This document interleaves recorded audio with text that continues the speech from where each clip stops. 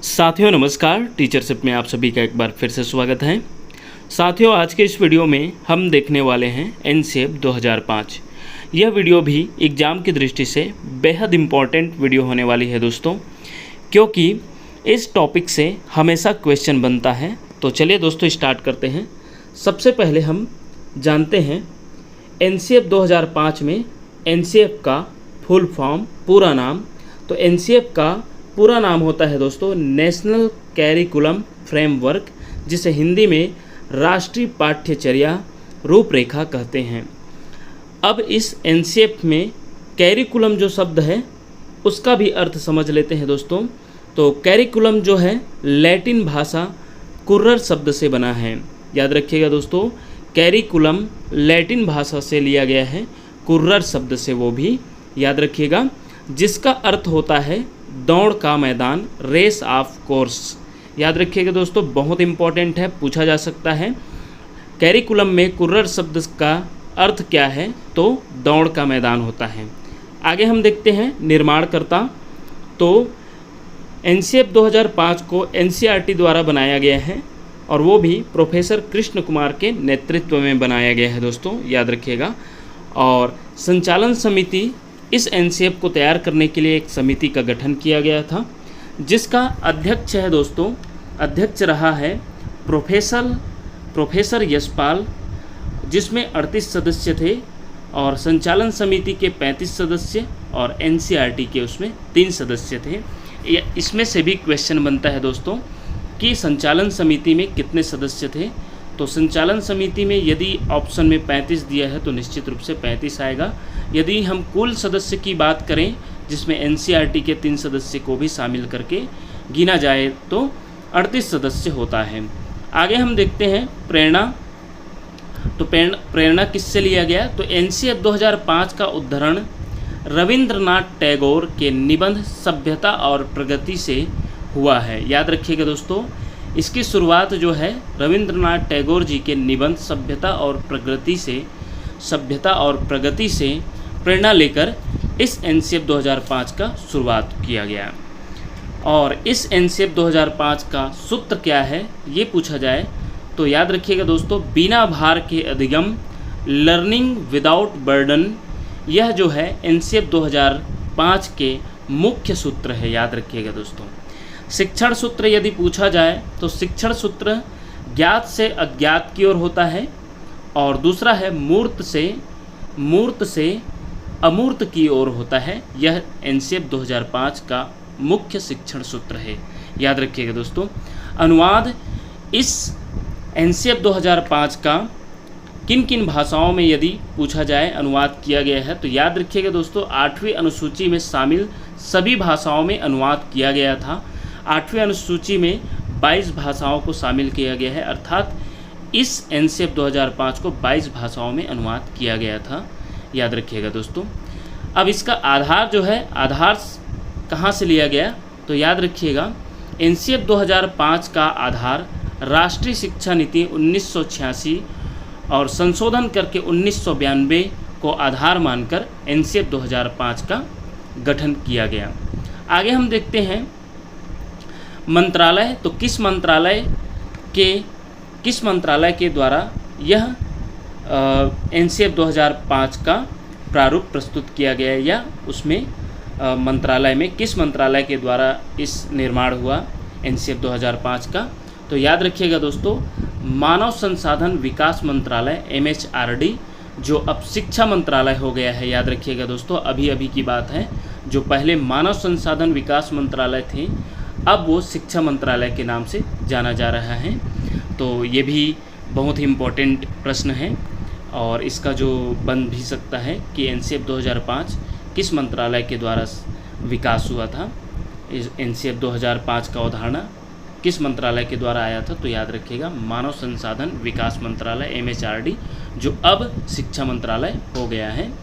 आगे हम देखते हैं एनसीएफ 2005 में कितने अध्याय है पूछा जाए तो याद रखिएगा, एनसीएफ 2005 में 5 अध्याय है।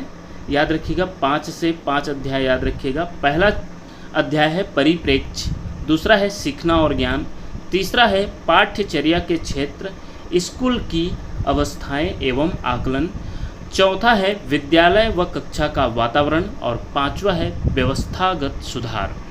आगे देखते हैं कब कब आया है एनसीएफ, तो ये भी याद रखिएगा दोस्तों। अब तक 4 एनसीएफ का निर्माण हो चुका है। 1975 में आया था एनसीएफ 1975, एनसीएफ 1988, एनसीएफ 2000, एनसीएफ 2005 याद रखिएगा। और आने वाला जो एनसीएफ है उसको भी याद रखिएगा दोस्तों। 2023 में भी अभी जो नई शिक्षा नीति बना है, राष्ट्रीय शिक्षा नीति 2020 एनईपी 2020, उसको आधार लेकर एक नई एनसीएफ का निर्माण हो रहा है, जिसे एनसीएफ 2023 के रूप में जाना जाएगा। आगे आने वाला है दोस्तों। आगे हम देखते हैं शिक्षक की भूमिका जो है एनसीएफ के अनुसार क्या है, तो ये पूछा जाता है दोस्तों, बहुत बार पूछा गया है। पिछले बार जो शिक्षक भर्ती, सहायक शिक्षक भर्ती 2019 में इसका क्वेश्चन बना हुआ है दोस्तों। तो एनसीएफ 2005 के अनुसार शिक्षक की भूमिका एक सुविधादाता या उत्प्रेरक के रूप में बताया गया है, जिसे अंग्रेजी में फैसिलिटेटिव कहा गया है। याद रखिएगा, फैसिलेटर या फैसिलिटेटिव कहा गया है शिक्षक को एनसीएफ 2005 के अनुसार, और यह कई बार पूछा जा चुका है दोस्तों। आगे हम एनसीएफ 2005 से रिलेटेड कुछ एमसीक्यू करने वाले हैं दोस्तों। बहुत ही इम्पॉर्टेंट क्वेश्चनों का संग्रह रहेगा। तो पहला हम देखते हैं एनसीएफ 2005 की शुरुआत रविंद्रनाथ टैगोर के किस निबंध से हुई थी। तो ऊपर हम पढ़ चुके हैं दोस्तों, तो उससे आपको निश्चित रूप से पता चल गया होगा कि एनसीएफ 2005 की शुरुआत रविंद्रनाथ टैगोर के किस निबंध से हुई थी। तो निश्चित रूप से इसका आंसर सभ्यता और प्रगति इसका आंसर होगा दोस्तों। इसका इस निबंध के द्वारा, इसी निबंध से प्रेरणा लेकर शुरू की गई थी। आगे हम देखते हैं एनसीएफ 2005 के अनुसार शिक्षक की भूमिका होनी चाहिए, यह 2019 के टेट में आया है दोस्तों। और आगे हम परीक्षा भर्ती में आया है, उसको भी, उस क्वेश्चन का भी सामना करेंगे। थोड़ा इसको घुमा कर दिया गया है। तो एनसीएफ 2005 के अनुसार शिक्षक की भूमिका होनी चाहिए। ऑप्शन ए है अनुज्ञात्मक, प्रामाणिक, सरल, उपरोक्त में से कोई नहीं। तो याद रखिएगा दोस्तों, सरल जो है ये आया हुआ क्वेश्चन है दोस्तों, याद रखिएगा। और यदि रिपीट हो जाए तो याद रखिएगा सरल इसमें आंसर आएगा, क्योंकि इसका जो इंग्लिश नेम है फैसिलिटेटिव होता है।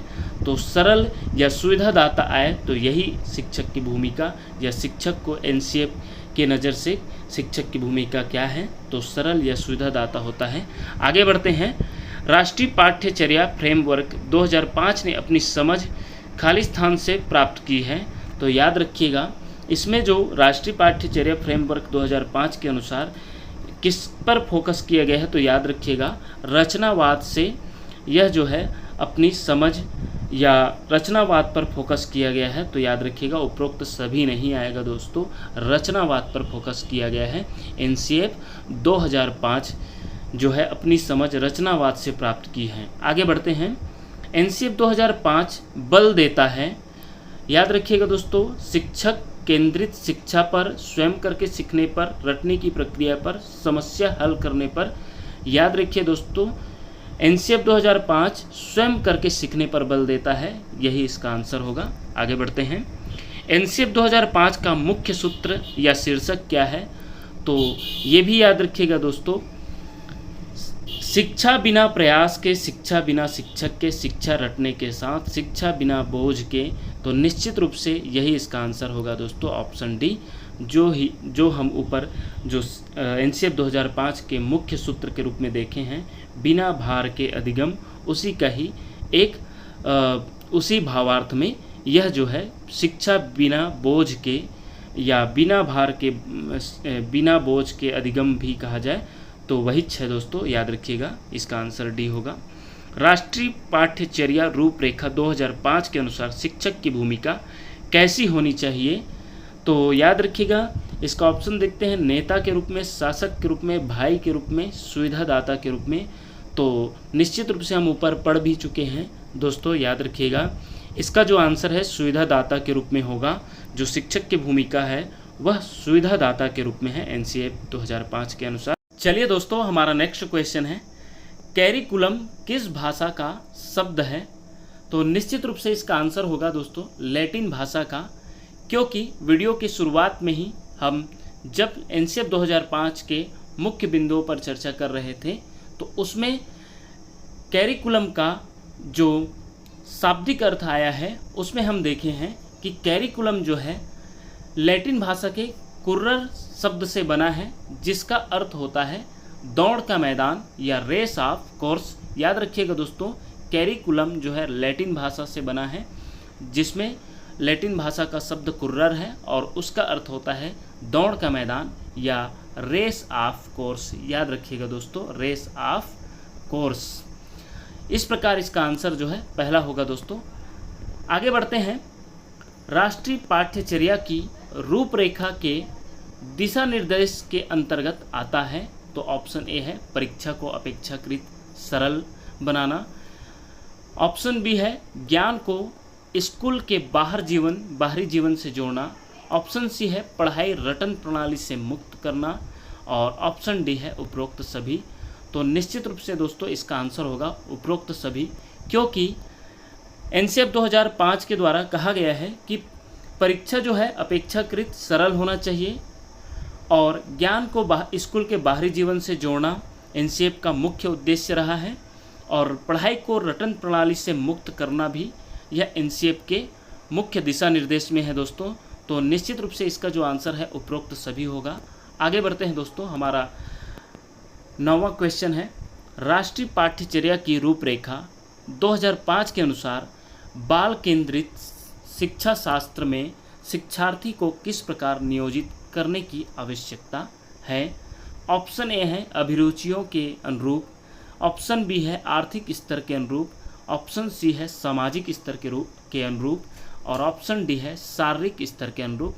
तो निश्चित रूप से दोस्तों शिक्षार्थी जो है अभिरुचियों के अनुरूप, इसमें जो है बाल केंद्रित शिक्षा पर यह फोकस रहेगा, क्योंकि यह जो है शिक्षार्थी को अभिरुचि के अनुरूप ही उन्हें शिक्षा देनी चाहिए, बच्चों के रुचि के अनुसार ही उन्हें शिक्षा देनी चाहिए, इसलिए इसका आंसर होगा ऑप्शन ए। आगे बढ़ते हैं दोस्तों। हमारा 10वां नंबर का क्वेश्चन है, एनसीएफ 2005 के शिक्षण सूत्र में शामिल है। तो याद रखिएगा दोस्तों, ज्ञात से अज्ञात की ओर, मूर्त से अमूर्त की ओर, ए और बी दोनों, इनमें से कोई नहीं। तो निश्चित रूप से यह जो है दोनों एनसीएफ 2005 के मुख्य शिक्षण सूत्र है दोस्तों, ज्ञात से अज्ञात की ओर बढ़ना, मूर्त से अमूर्त की ओर, इसलिए इसका आंसर ऑप्शन सी होगा, ए और बी दोनों। इस प्रकार दोस्तों एनसीएफ के आज के इस वीडियो में एनसीएफ 2005 के मुख्य बिंदुओं पर चर्चा किए और उससे रिलेटेड परीक्षा में उपयोगी कुछ एमसीक्यू क्वेश्चन का तैयारी किए। इस प्रकार आने वाले वीडियो में हम एक नए कॉन्सेप्ट के साथ उपस्थित होंगे। तब तक के लिए देखते रहिए आपका अपना चैनल टीचरशिप। धन्यवाद साथियों।